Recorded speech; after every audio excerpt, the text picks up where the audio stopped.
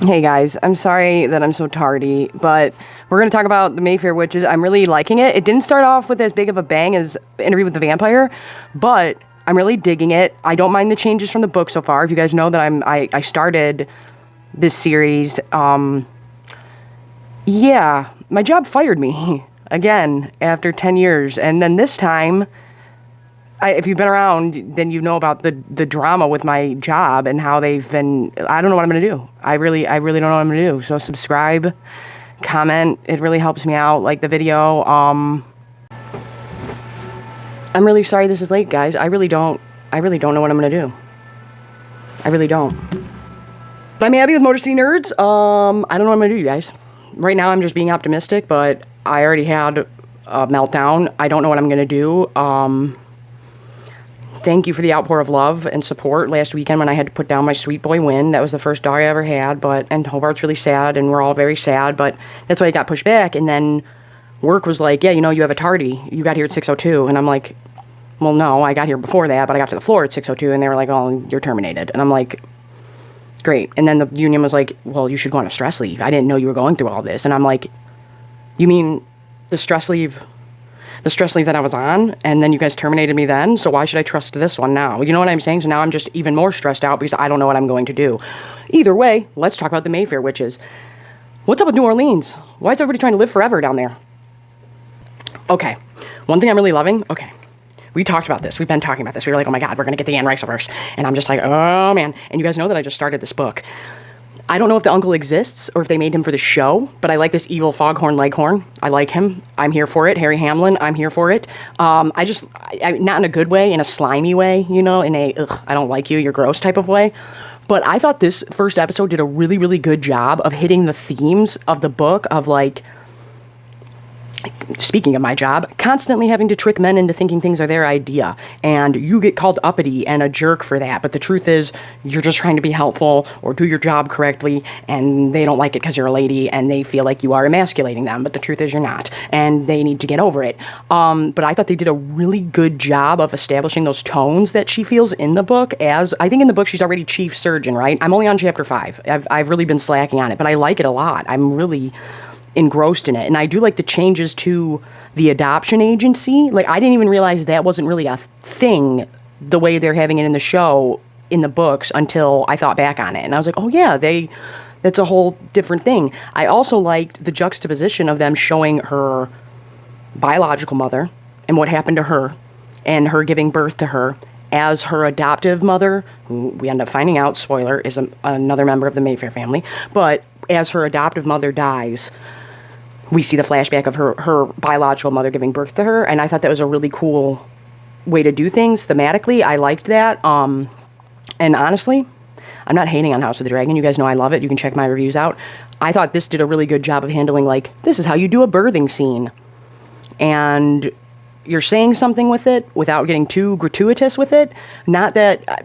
I know what they were trying to say in House of the Dragon. If you want to hear me in depth talk about those things, there's a reason why they showed them the way they did, but there was a couple times where I was like, we're really going for a long time here, aren't we? But I thought this did a very good job of that. It did a very good job of establishing themes. We got to know these characters very well. It didn't start off with a bang like Interview with the Vampire did, but this definitely is entertaining. Now, remember, I thought, like, the Emerald... Thank you for being here, by the way. The Emerald, I thought was from Interview with the Vampire. I thought was going to connect back to this, but I was like, oh, no, this is a whole other Emerald. We're getting crazy over here. And like I said, I'm only in, like, chapter 5. And it's kind of tripping me out. It's kind of tripping me out because I come from a big Irish Catholic family. And my mom always said that. My granny, on my dad's side, she was like, I never saw her sit down. She's like, I never saw that woman sit down. I never saw her enjoy a meal, ever. She was like, it was just a constant thing. And just the way they talk about Michael in the book, and they did change that character up, like his name, his whole character, but I don't mind that. And I'm excited to see where it goes. But that was tripping me out because just the way they were describing things and then the way she was talking about working, I was like, oh my God, this is my life. And I really like this character a lot. But I thought the show did a very good job of establishing exactly who Rowan is as a person, that she doesn't want to commit, that she lives out on this boat. So it's a form of solitude almost, or running away, and that being established as her as a character. I want to know if any of them are connected, are related to Louis. Are any of them really related to the sister? Remember when Paul says it at the table? He's like, oh, they're down at the Mayfair house, and they're going to make her jump over a broom. And she's like, Mom, he's calling me a witch. And they're yelling at each other. I'm like, oh, shit. And then we see this lady that adopted Rowan is biracial. And I was like, oh, shit. And then I was like, please tie this back in together just for funsies, because that's what I want to see. But either way, it doesn't matter. It doesn't matter if they're related or not. And I really like that it seems like it's because I only watched the coming up on, and I was just like, oh my God, I really like this diversity. I like this diverse cast. I like saying like, hey, people might go off and have families with other people and they might look different. And it's like, oh, I like that. Plus I really just like I've talked about this at length. There's something otherworldly about New Orleans. There's something fairy tale like about New Orleans specifically. Like it's just, I don't know, it's such a great backdrop to use. It's such a great backdrop to use, and especially for these stories. Like, it's just so great, and it's like you just get fully immersed in it. And it's like I've never even been, but I'm just like, oh no, I'm here, and I want to eat gumbo, and I don't know what else we do. Mardi Gras sounds like a good time. Let's do it. But yeah, when they showed that she was related to them and she was a Mayfair, because in the book they say she can't give up her last name. So that was a really big switch up, was her saying, change her name, change everything. I'm pretty sure the adoptive parents are already passed away. So like I said, I did like that change up in the show. I also, like I said, when we go through Harry Hamlin's party, in this episode we're flashing back to Deirdre, and we're seeing Rowan's mom and establishing her as her biological mom and establishing what she went through to have Rowan.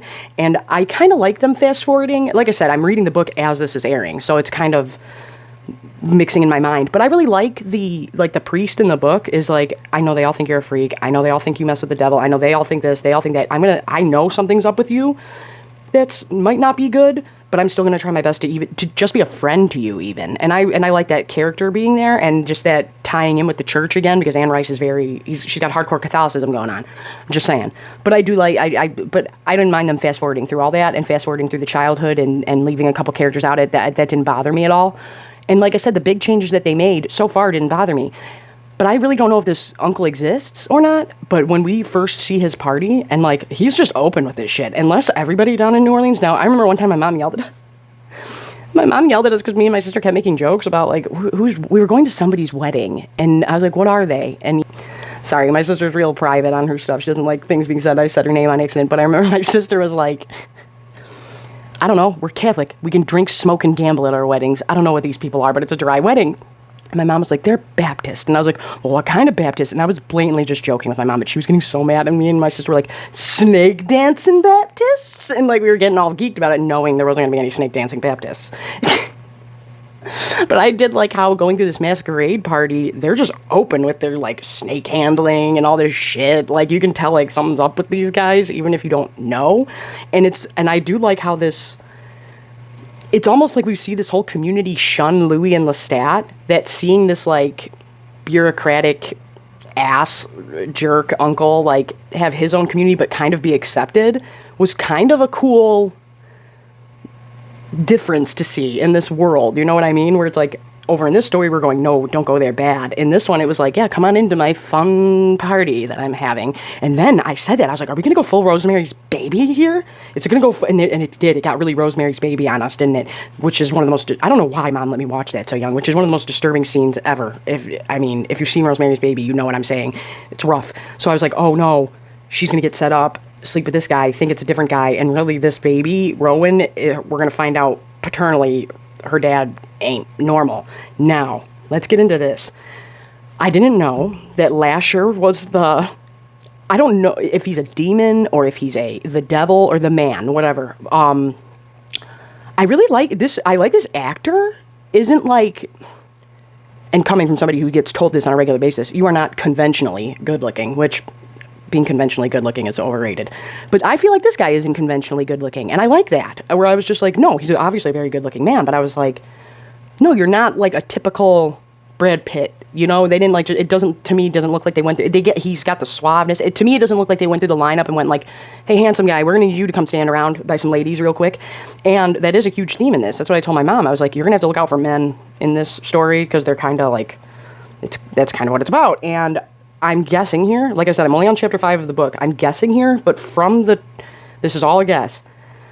The people are like, no, witches, bad. You get what I'm saying? But then the coven is like, no, we are the only thing that can hold him back and restrain him a little bit. Is that what's taking place? Because I was kind of putting that together, and then when I saw the trailer for like this season on, I was just like, oh no, they keep him back, they keep him restrained, I think, and he tries to trick you. But in the book, they keep saying that, like, he works for you. Remember that he works for us, not the other way around, type deal. Like they keep mentioning that. But when they showed the mom with the scars, and like I was like, no, oh snap! Like there's something genetic about, like, I have to wear this to restrain him back a little bit. But I'm guessing. I don't know if that's what really is happening. But I'm like, oh, I really like this, and I really liked seeing all the witches coming together in the trailer, and I'm really excited to watch episode 2. So I'm gonna do that next, and then I'm gonna record right after. But yeah, it's just been. I mean, I lost my job. I don't know what I'm gonna do. I really don't know what I'm gonna do. I'm so scatterbrained and all over the place, and I'm sorry that this is so late, because I know we were all looking forward to it so much. But yeah, it's kind of been like a crisis week. And hopefully something can get resolved. I don't know. I mean, there's nothing I can really do when my union is the one doing this to me. But hopefully I can do a better review for episode 2. I feel like this one sucks, but and we were looking forward to it so much, and I was looking forward to it so much, and then we had all these new people show up, and I felt so bad, and I'm so sorry if I didn't answer your stuff or your comments, or it's just been so crazy. But yeah, I'm really digging this. And like I said, it feels more of a slow burn than Interview with the Vampire, but I feel like that kind of had a slow burn for some viewers, not me, but for some viewers, I feel like it did have a slow burn. I finally finished Final Fantasy 15 over on the channel. Subscribe, comment. I'm Abby with Motor City Nerds. Thank you for being here. Tell me all about the Anne Riceverse that you were stoked about. Oh my god, and that was what I wanted to talk about too. That was a theory online, is that everybody is saying, like, Daniel in Interview with the Vampire, if you haven't watched that, click off this video, that secretly Armand only wants Daniel and doesn't want Louis, and I was like, oh my god, if they do that, that'll be so tragic. But oh my god, and let me know down in the comments if you want to see if Rowan's adoptive mother is somehow related to Louis' family, like his sister.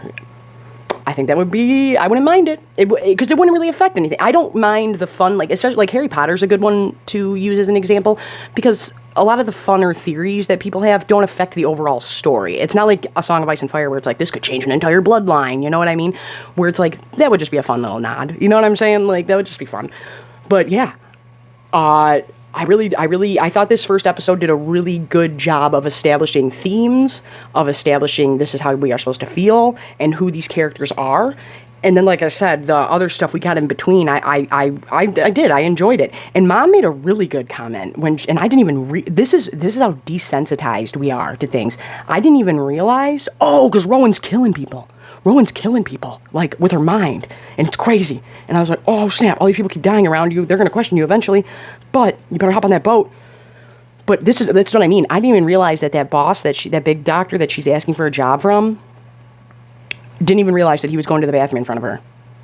And when she says her monologue back to him, 1, great. 2, Mom really liked it and was like, yeah, scumbag, like, Paul. And I was like, oh my god, I didn't even realize that he was going to the bathroom in front of her. What an ass. And she was like, yeah, total manipulative power move. And I was like, no, good for her. But I'm loving Rowan. I'm loving all these characters. It seems like we're going to get some badass ladies doing some badass things. But like I said, is it going to become like the people are gunning for them? And now the Coven is like, no, because what's behind us is worse. Either way, I'm loving the book. I'm loving the show. And I think I'm going to rewatch Interview with the Vampire. Oh, you guys want to know what I rewatched? Degrassi. And let me tell you guys what. I might talk about it in a video. It's so much better than Euphoria.